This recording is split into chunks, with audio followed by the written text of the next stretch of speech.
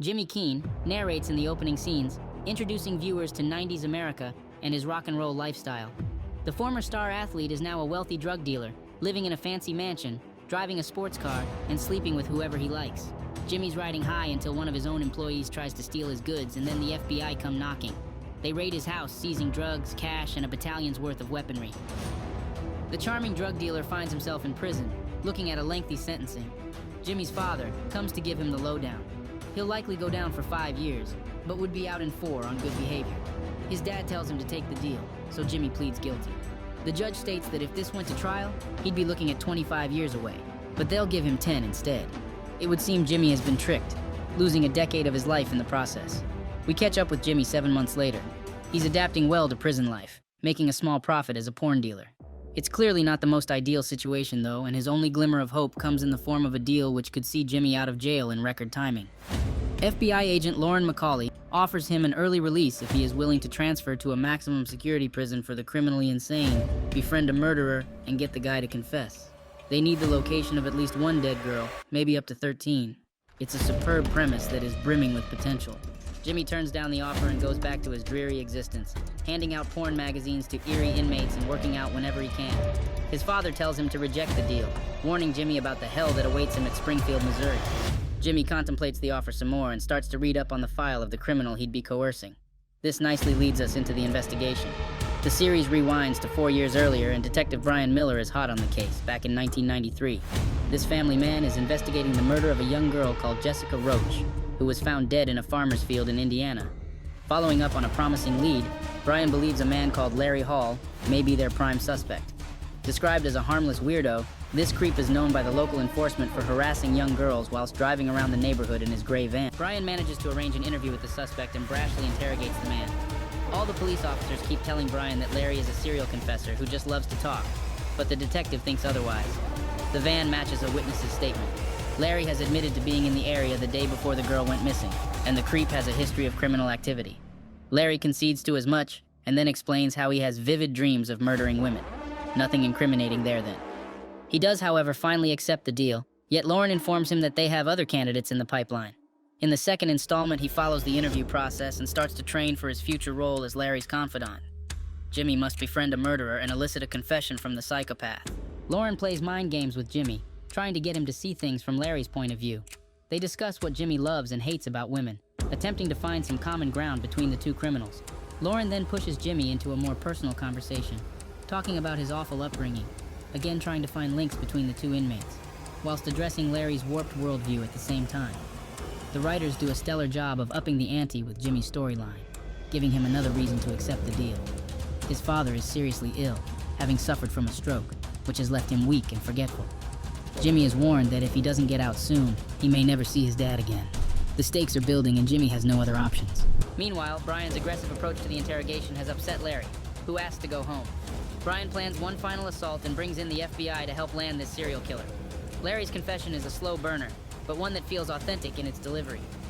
Larry hints early on that he's ready to disclose some incriminating information, starting by saying that he would fail a polygraph test and that he isn't sleeping well. He has nightmares, he's depressed and lonely. This all effortlessly leads to the discussion of women, and then Larry is shown the photograph of Jessica Roach. He talks about burying bodies and folding up the victim's clothes. The police are perilously close to an unabashed confession. Larry signs the confession paperwork, although after speaking with a lawyer, he claims it to be forced and fake. He barks that they twisted his words and coerced the simpleton into these lies. In court, the lawyers plead a similar case, leaving Lauren and the gang not very long to prove his guilt before Larry is inevitably released. Another time pressure for Lauren and Jimmy, further fueling the tensions. Jimmy continues to train for his transfer, learning that he must become a brother to Larry, always looking out for the killer and passing no judgment. Having aced the tests, Jimmy successfully passes the audition and makes the daunting trip to his new home, a maximum security prison for the criminally insane. He'll be entering as an arms dealer in civilian clothing. Jimmy is cautioned not to add any more time to his sentence, avoiding maiming others or been caught in any criminal acts. Again, the writers keep piling on the pressure with this additional dilemma: how will he survive if he cannot defend himself? It's an enticing concept. The two inmates only mere cells apart. It is unclearly whether Larry did the crimes or not, and Jimmy's chances of success seem minimal. Jimmy meets with his shrink and recounts his first week in the new maximum security prison. They both agree that this prison is unpredictable and brutal, with flashes of stabbings and violent fights to back up this notion. He has subscribed antidepressants to fit in with the other inmates and has to memorize the shrink's phone number in case of an emergency.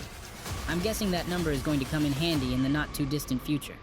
The detectives rework the case on the outside, with Lauren and Brian looking over old material and delving further into each separate murder.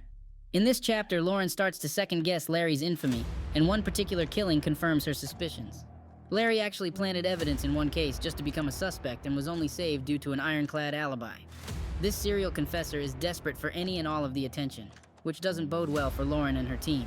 Back on the inside, Jimmy struggles to even strike up a conversation with Larry, failing on 3 separate occasions to garner a verbal response from the killer. Larry likes to keep to himself, and Jimmy finds it tough to appear natural or approachable with the murderer. Jimmy's day is about to go from bad to worse when his father pays him an unplanned visit. Jimmy Sr. told the guards that he was a police officer and showed them his badge. This completely destroys Jimmy Jr.'s new identity, placing him in a dangerous predicament. The father apologizes and explains that he'll be renting a hotel nearby in support of his son, ready to visit at a moment's notice. Jimmy tells the guard to keep his dad's career a secret, but Carter evidently plans to use this knowledge to his own advantage. You can't trust anyone on the inside, and Jimmy learns this the hard way. Carter wants 10 grand to keep Stum. He knows Jimmy is a snitch and even researched the former drug dealer. Snitches get more than stitches in prison, and Jimmy is furious. He manages to make friends with a powerful mob boss, though, and then seizes an opportunity to befriend Larry. Larry was watching television when an inmate changed the channel. Jimmy assaults this criminal, winning the serial killer's attention. The 2 criminals spark up a friendship from this moment forwards, and Larry lets loose, talking endlessly about his war reenactments, his brother, and work. With a whispery, creepy voice, Larry moves on to the subject of females and delivers a spine-chilling performance. Larry's experience with women hints at his psychotic tendencies, which Jimmy sees as irrefutable evidence of the killings. Lauren visits Jimmy for an update. She's now in the murky waters of self-doubt and asks Jimmy if he thinks Larry is actually the killer. Jimmy is adamant the man did it and more determined than ever to gain his confession. He mentions the 10 grand threat from a prison guard, and Lauren states that they can't pay him off, but they can get Jimmy transferred again. The FBI agent tells Jimmy that Larry confessed to at least one crime he didn't commit, but Jimmy isn't deterred. Therefore, Lauren demands Jimmy accelerates his operation. He tells her to be ready for a call, and his mission seems more impossible with each new dilemma. In the early 70s, Larry and Jimmy were living completely different lives. Larry was thrust into the family business of grave digging, with a horrid father forcing him to dig up dead bodies to feast on their belongings. Whilst Jimmy was enjoying football practice with his inspirational father, they couldn't have been further apart. Back in the present, Jimmy starts to hunt around in Larry's unattended cell. He believes without a shadow of a doubt that Larry is the murderer they suspect he is, but still needs some proof. Any evidence Jimmy uncovers will help, but Larry's cell appears harmless on first glances. There are photographs on the wall of reenactments and sports cars. He has ordinary books and figurines on his shelves. It's only when Jimmy delicately flicks through a stack of magazines that he unearths the jackpot in debauchery. Larry has doodled over the adult mags, defacing the women. Then Jimmy finds haunting drawings of murder and torture hidden inside. Jimmy places the magazines back in place and returns to his own room, where Mr. Carter is waiting for him. This crooked guard has dirt on Jimmy and wants a large payout in return for keeping his secret silent. Jimmy tried to get cash and then drugs from his father, but no such luck. Carter is starting to lose his patience, hinting at possibly telling the other felons Jimmy's dark secret. Once the guard has left, Larry and Jimmy are reunited. Larry has become highly suspicious of Jimmy, though, spotting that he asks a lot of questions. Jimmy's emotions are getting the better of him, and he struggles to contain his anger towards the killer. Larry talks of a quiet before the storm, fearing that something awful is about to go down in the jail. And the murderer is not wrong. A riot breaks out, with many criminals and guards being attacked and stabbed in horrifying detail. The prison goes into full lockdown, and they hide in their cells. Larry is in charge of cleanup, and along with Jimmy, a handful of criminals are tasked with clearing away the chaotic remains from the riot. This works as a nice chance for Jimmy and Larry to strengthen their bond and chat in more depth. They talk childhoods and their first jobs. Larry's voice starts to irritate in these long bouts of dialogue, but this only adds to the creepy atmosphere, centering on an unknown girl. In these flashbacks, the girl goes to the beach for the first time, talks to boys, and spends time bonding with her sister. We know there's a sinister aspect coming to these rose-tinted memories, but the twist isn't revealed until the end. Back in prison, Jimmy is receiving funny looks from every single prisoner he passes. It is unclear whether the guard has already divulged Jimmy's dark secret, or if this is all a figment of Jimmy's own vivid imagination. Either way, it makes for an unsettling introduction, as Jimmy walks the winding corridors to his shrink's office. His usual doctor is on vacation, and the replacement is unaware of their arrangement. She asks Jimmy why he believes he's here and warns him not to provoke other inmates, insinuating that Larry is becoming irreversibly influenced by his new friend. Meanwhile, Brian and Lauren are still working the case. They need some solid evidence to keep Larry behind bars in the event Jimmy's meddling is unsuccessful.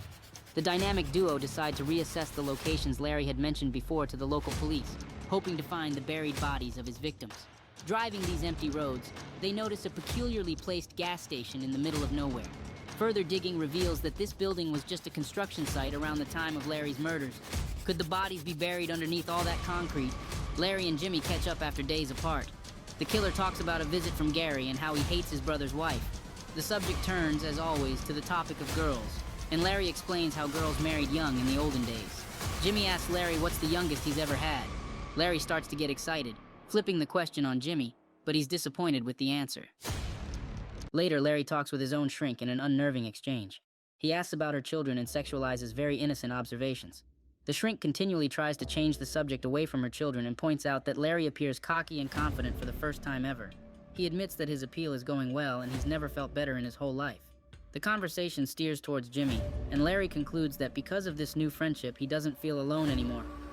Jimmy tries contacting someone, possibly his old shrink, but finds he's out of credit. In the yard, Jimmy watches Carter spreading his dangerous secret to each separate gang, one at a time.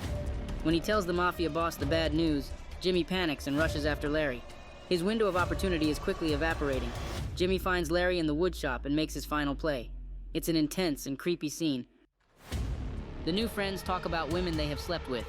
Jimmy confesses to having had around 80 lovers, and Larry begs to know Jimmy's secret with the ladies.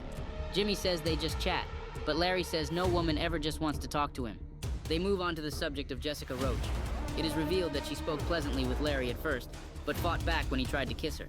Larry knocked her out with a rag soaked in starter fluid and then raped her. His description is vague and scattershot, but this is an undeniable confession. You'd think Jimmy would push for the location, but he holds back. I think that might have been his last chance. Jimmy wakes from a horrific nightmare in his cell, with Larry asking if his stories are to blame. Larry confessed in grim detail to the murder of Jessica Roach, but now he's changed tactic, stating that it was all just a story. Jimmy is furious and plays Larry, calling him a liar and a fraud. This works wonders, winding him up no end. Jimmy says Larry's details are vague, and the fact he never dug a grave for Jessica Roach proves his innocence. The would-be killer falls for this ploy and swears to Jimmy that he is telling the truth, now pleading that he did commit those terrible acts. Larry ends their conversation by asking Jimmy to meet with him at the woodshop later that day, so he can fully prove his guilt. The drug dealer has worked his magic on Larry, reeling him in, hook, line, and sinker. But Jimmy eats alone at lunchtime. The other felons natter about the snitch, giving him evils from across the canteen. Jimmy wastes no time in preparing for battle, exercising in his cell. He's fast running out of time and has no way at all of contacting the outside world with his phone credit being frozen. Crooked Guard Carter asks to assist Jimmy with his many dilemmas, but wants to know who he's working for first. Jimmy even receives death threats from the mob boss to add to his woes. He needs to act now. What follows is an ingenious, if highly frustrating sequence of events. Jimmy meets with Larry and instantly spies a map on the woodshop table. This map simply has to contain the whereabouts of Larry's victims, with a border of carved birds around the edge. Larry explains how he's made 21 birds, one for each of his victims. The birds are sent home for Gary to paint black, and these mementos work as guards watching over the dead. Larry says he was sick to his stomach when Jimmy called him a liar, because he cares about the dead. He remembers each victim and takes his hobby very seriously, unlike Jimmy with his 80 flings. The confession is there right in front of Jimmy's eyes, but you just know he won't be swiping that map and marching to his shrink's office with that proof anytime soon. The series loves to tease and torture its audience first. Larry talks about Trisha Reitler and elaborates on the circumstances around her death too. He reflects on his actions, saying everyone wants to be seen, a celebrity. Jimmy can't fight it any longer. He lets his emotions rise to the surface and pleads with Larry to reveal the locations so the parents can finally grieve their children and stop hurting. Larry just laughs it off. Jimmy screams at Larry, calling him a monster, and the killer attacks. The guards are on hand to stop the fight, but that incriminating map remains unaccounted for. Jimmy is dragged off to confinement, where his hell is only just beginning. In the most frustrating of moments, none of the prison guards will believe Jimmy's story, and as he begs for a pencil, the map slowly slips from his memory. Jimmy is left with no other option but to draw the map on his prison wall in his own blood and spends what feels like an eternity awaiting freedom. Larry's map is posted to Gary, and the evidence is obviously burned. Lauren and Brian pay the brother a visit, and he admits that the brothers once raped a hitchhiker, but he won't accept Larry's killer disposition. Jimmy is released from confinement and draws the map on a table for Lauren to see. He recounts some of Larry's confessions as well, providing details about the 2 belts used to strangle Jessica Roach and how he folded Trisha's clothes up. Lauren says that this evidence will be enough. They've got him now. Jimmy is subsequently released, free from his entire sentencing. Jimmy breaks down as the judge delivers this verdict, and Taron Egerton shines as the broken drug dealer. Jimmy is then reunited with his father, and Ray Liotta provides a career highlight, crying at his son's return. Give this man all the awards. We're informed that Jimmy's dad died 5 years after his release, and that Larry tried to commit suicide after his appeal was denied.